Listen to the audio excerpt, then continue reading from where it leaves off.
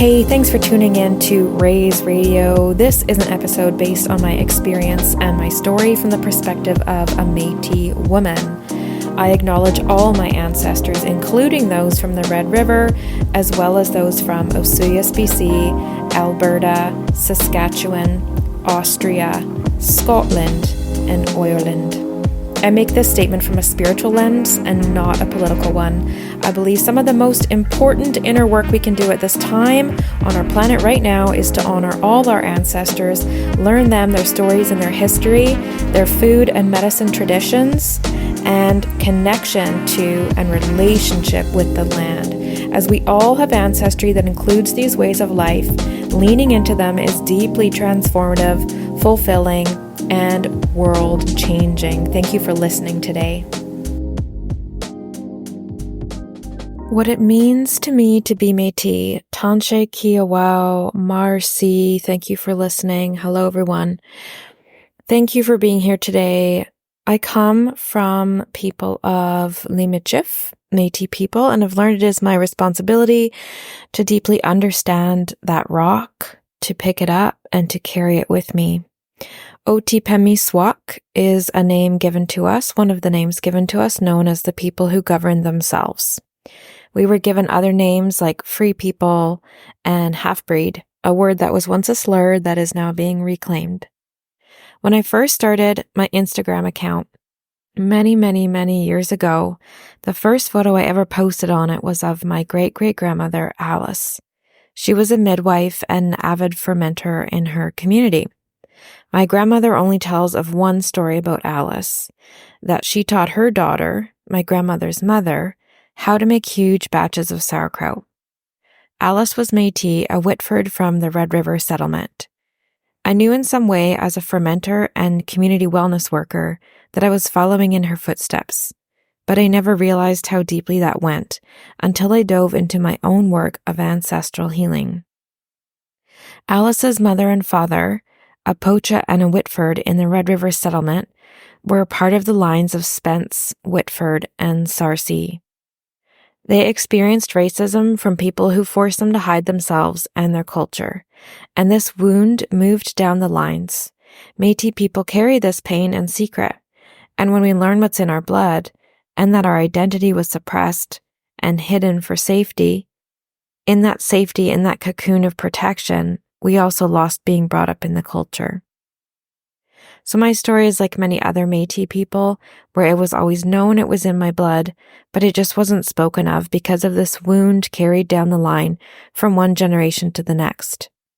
We don't speak about that. There can be bitterness and resentment around this loss of culture. There is also potential bitterness by those who don't see us because we are not all visibly Indigenous. We are somehow seen as less than.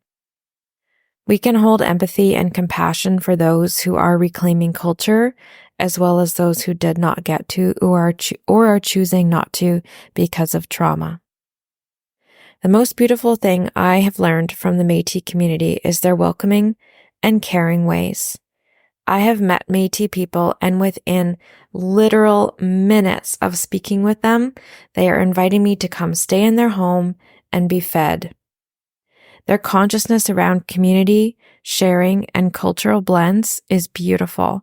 A messy, diverse, unique blend with layers of complication from the reality of both European and Cree humans creating their own culture together and their own language. A culture of its own. Métis people are not quarter or eighth. Blood quantum does not exist in this community. If there are ancestors in your line from the Red River settlement, it is in your blood and you are Métis. They will welcome you in to reclaim your culture alongside them. Reclaiming the arts, foods, practices, and land rituals honors the basis of all our roots, that we all came from humans long ago who lived this way, who deeply connected to the land, fire, and tribe, who foraged to survive, and who were spiritually connected. I also honor and acknowledge that I was brought up on the territory of the Okanagan Syilx. This desert and land here means so much to me. I'm a fourth-generation person from Asuyas, and my roots run deep into the soil and the lake here, and I'm so honored when I get to sink into it and to be nourished by it and give back to it. I work with local Indigenous bands, and we have good and healthy relationships. I also acknowledge all my other ancestors as well. Have you found your family tree yet? Okay, so often I'm asked how to begin doing ancestral lineage work. It's very practical. This isn't something you have to meditate on or wait for messages to come from beyond. You find your family tree and you learn about the people you came from and what their life was like. You ask for stories in the family and you connect with living ancestors and see who knows what. Then you imagine the storms, trials, wars, and hardships, as well as the love, survival, and simplicity they all came from. And the more and more you connect to them and their way of life, you can watch your own life begin to shift. As a woman, I am a life bringer and a fire keeper. It's not just the physical fires that warm us, but these spiritual fires that keep our community safe, secure, and feeling nourished. I hold all the emotions of intention, grief, sadness, joy, and beauty in reclaiming these roots. What it means to me to be Métis is to be regularly reconnecting to that principle of community. Kawichitioihak. We take care of each other. It means I have a responsibility to learn the language because there is so much joy and sacredness in speaking it.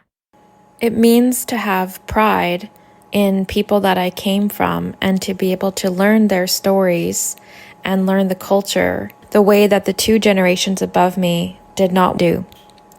It means that I get to know stories about great-great-great-great-grandfathers who learned to speak both Cree and French, who would find sweetgrass for their smudge ceremonies, but also could fire guns from galloping horses, who lived to be 100 years old, paddling canoes and hunting bison, jailed for a month during the resistance in 1870, and being 70 plus years old and doing a 500-mile journey, meals cooked on open campfires, sleeping outside near the carts and animals, and homesteading in the winter in Saskatchewan. It means to come from a long line of incredibly strong people. What it means to me to be Métis is to do the deep spiritual work to reclaim my relationship to Great Mystery, to Great Spirit, Kishimanatu. It means to continuously work the traditional teachings from my Cree teacher, who stresses the 7 teachings of humility, this teaching carried by the wolf, bravery carried by the bear, honesty carried by the raven or the Sasquatch, wisdom carried by the beaver, truth carried by the turtle, respect carried by the buffalo, and love carried by the eagle. I also continuously work on the feeling and paying attention, keeping watch for corruption and trickery in this world while taking care of everyone around me. He teaches we need to let go of our phone addictions in order to find ourselves and heal and be present. He teaches letting go of old hurts in order to find our true selves, and he teaches to look for the better things. He's teaching me what honor means and what it looks like to bring that back into our lives and communities and families. And he's taught me the radical importance of staying sober. He's taught me to pray and so much more. It is partly because of this ancestral work that I was able to move into a space that allows other individuals to engage on a journey of emotional, psychological, and spiritual exploration as their coach and guide. I began my holistic journey back in 2011 when I graduated with a diploma in holistic nutrition, and I set out to change the world by teaching the principles and simplicity of a whole foods diet, with natural foods, clean water, and healthy living as a largely preventative lifestyle. Early in my practice, business coaches advised that I focused on weight loss since that was what sells. But I knew something was off. It didn't sit right with me, and I wasn't seeing the transformation that clients and I so hoped for. Meal plans just weren't doing the trick.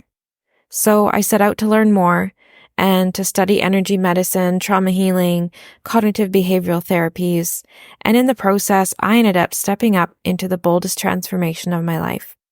2018 and a series of deeply dark nights of the soul that lasted over 5 years, including autoimmune disease, abusive relationships, and deep mental health struggles, which pushed me into my medicine practices in order to heal myself and step into a life of work and service to others.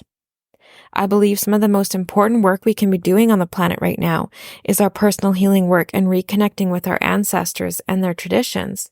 Because in doing this, we learn so much about ourselves, but we also come to understand that we have all been the oppressor and the oppressee, and we begin to see truths in how this world works and the darkness at play on our planet. In my ancestral reconnecting work, I also found the bridges and lines between the Western style I'd learned of holistic eating and the traditional ways of surviving and being. I began to marry the two, infusing them with my energy medicine, and thus food and healing was born. I use a combination of mind-body approaches, including mindfulness, cognitive behavioral therapy, and shamanic healing to help people identify and alter their beliefs, thoughts, feelings, behaviors, and painful memories that are standing in the way of claiming health and fully living their life. This work allows space for wounds to heal and helps a person break free from destructive and unhealthy patterns. This process moves the person towards a greater sense of emotional and spiritual well-being, reclaiming their personal sense of sovereignty along the way. Thank you again for listening today and for taking one step towards your own reclaiming process.